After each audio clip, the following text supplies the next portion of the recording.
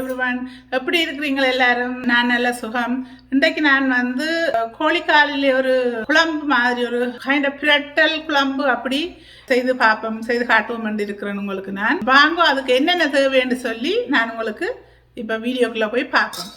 இப்போ பார்த்தீங்களா கோழிக்காலை கழுவி இப்படி வச்சிருக்கிறேன். இதை நான் இப்போ சின்ன வெட்ட போகிறேன் சமைக்கிறதுக்கு மாதிரி.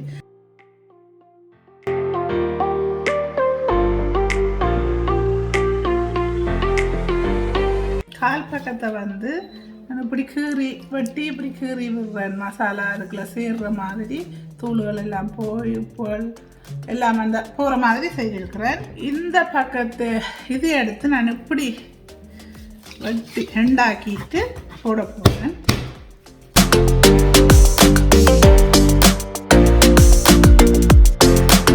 அப்போ இதே போல் நான் எல்லா கால்களையும் நான் இதே மாதிரி வெட்டி எடுக்க போகிறேன்.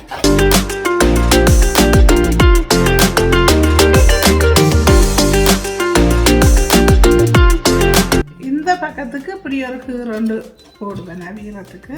மற்றது தசை ஃபுல்லாக தசை பக்கம் அது பெருசாக அவிஞ்சிடும். பெருசாக அதுக்கு வெட்டணும் போட தேவையில்லை. அது இப்படி இப்படி சின்ன பீஸாக வெட்டி தான் நான் இன்றைக்கி கறி வைக்க போகிறேன். காட்டின மாதிரி இப்படி சின்ன ஒரு பீஸாக வெட்டி வச்சிருக்கேன். ஒரு காலை எடுத்து மூண்டா செய்து வச்சிருக்கிறேன். இதை இப்படி பார்த்தீங்கன்னு சொன்னால் இதை ரெண்டாக்கி வச்சிருக்கிறேன். இப்போ இந்த கால் இதை இப்படி கீறி வச்சிருக்கிறேன். இதில் 6 கோழிக்கால் எடுத்து நான் கறி வைக்க போகிறேன்.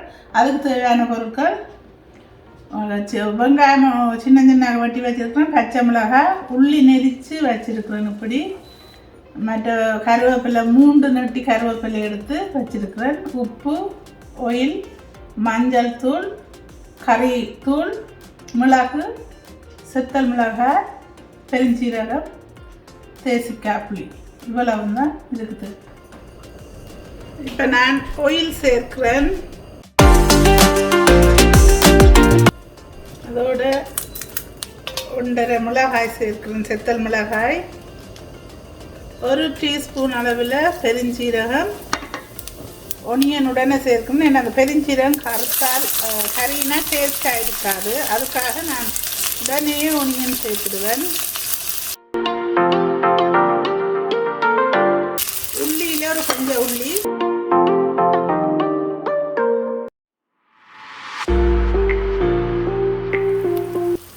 இப்போ வெங்காயம் ஒரு அரைப்பதம் வதங்கிட்டுது. நான் நடுவில் சொல்கிற மாதிரி தான் அரைப்பதம் வதங்கின உடனே நான் இதில் சிக்கன் ஆட் பண்ணுறேன்.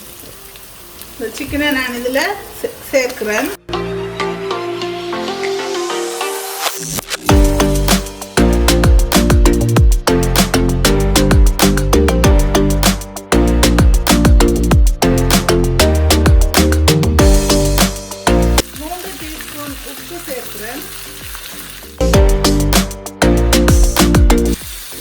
மூடி விடுறேன் பொரியறதுக்காக. இருக்கின்றது வந்து மீடியம் ஹை.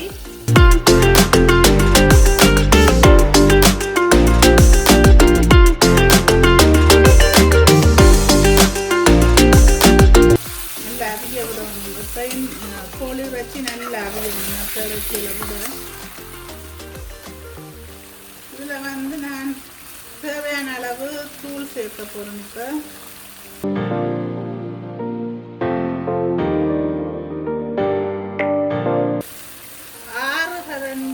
டீஸ்பூனால நல்ல ஃபுல்லாக 6 கரண்டி போட்டேன். 1/2 டீஸ்பூன் அளவில் மஞ்சளும் சேர்க்கிறேன்.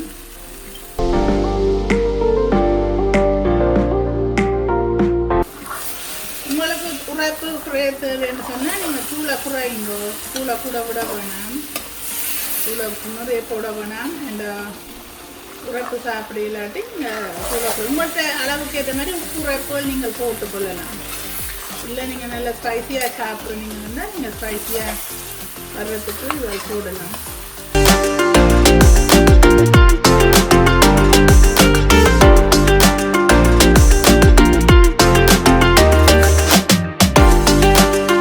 இதில் நான் இந்த கருவாப்பட்டை ஒரு ஃபுல் தடி மாதிரி இதெல்லாம் இந்த சைஸ் போடுறேன். ஏன்னா அந்த கோழியின் மணங்கள் அதுகள் எல்லாம் இல்லாமல் இது அது எடுக்கும்.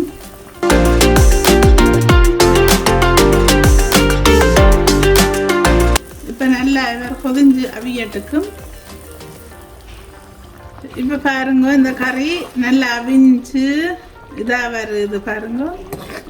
ஆனால் இன்னும் வத்த இருக்குது, இன்னும் வத்த வேணும். நான் இப்போ இதோட இந்த மீதியாக இருக்கிற கருவேப்பிலை எல்லாத்தையும் இதோட சேர்க்கிறேன். இப்போ நல்லா குறைச்சி விட்டுருக்குறேன் இந்த கறி வத்தி வர்றதுக்கு. அது ஆற வத்திடும், ஆற நல்லா வத்துறது. கோழிக்கால் கறி அப்படித்தான் செய்கிறது. அது ஏனென்று எனக்கு தெரியும், நான் நடக்கிறது. நல்ல வாசமாயும் நல்ல வாசமாக இருக்குது. இப்போ கொஞ்சம் இதை நான் மூடி விடுறேன். இப்போ அடுப்பை நான் இன்னும் மீடியம் லோவில் விட்டுருக்குறேன். இப்போ நான் இந்த கறியை வந்து பார்ப்பேன் என்ன மாதிரி. இந்த நேரத்தில் பாருங்க இதில் மிளகாயை சேர்க்கிறேன். இந்த மிளகாய் அவியாமல் கொஞ்சம் அப்படி இருக்கல நல்லா இருக்கும். அதே நேரத்தில் நான் ஒரு சிவப்பு வெங்காயம் எடுத்து அரைவாசியை, ஒரு சின்ன வெங்காயத்தில் அரைவாசியை இப்படி வெட்டி வச்சிருக்கிறேன். அதையும் இதில் மேலே சும்மா தூவி விட்டால் எல்லோரும் எடுத்து சாப்பிடுவினம். பிடிச்சிருக்கிறதா எங்களோட வீட்டில் சாப்பிட்றவே. இப்போ நான் ஓகே அழகான ஒரு கறி ரெடி. இதோடு நாங்கள் தேசி புளியை விட்டு கறியை சாப்பிடலாம். இப்போ இதுக்கு நான் வந்து இந்த பாதி தேசிக்காயம் அப்படியே பிழிஞ்சு விடுகிறேன்.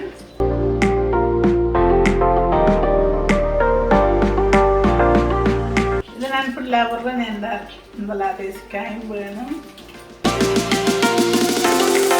இப்படி நீங்கள் திருப்பி புளிஞ்சிங்களா நிறைய புளி வேறும் பேஸ்ட் ஆகாது உங்களுக்கு.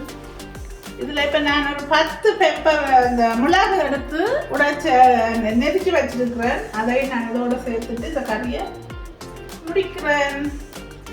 இப்படி நீங்களும் ஒரு கால் கோழியில் எடுத்து கால் பக்கத்தை எடுத்து குழம்பு வச்சு பாருங்க. பிரட்டியும் எடுக்கலாம். பிரட்டை நிறைய விதமாக அந்த கால் கோழியை செய்யலாம். நான் அதில் ஒரு விதம் இப்போ செய்து காட்டியிருக்கிறேன். இது ஒரு குழம்பாக வச்சிருக்கிறேன். தேங்க்யூ. இந்த வீடியோவை ஷேர் பண்ணுங்க, லைக் பண்ணுங்க, வாட்ச் பண்ணுங்க, ஃபுல்லாக வாட்ச் பண்ணுங்க. வீடியோ பார்த்து முழுக்க பார்த்து கமெண்ட்ஸ் பண்ணுங்க. எனக்கு என்னென்ன பிள்ளைகள்னு சொல்லி நீங்கள் சொன்னால் எனக்கும் தெரியும். நீங்கள் அதை எனக்கு ஒரு சப்போர்ட் பண்ணுங்க. நன்றி, வணக்கம்.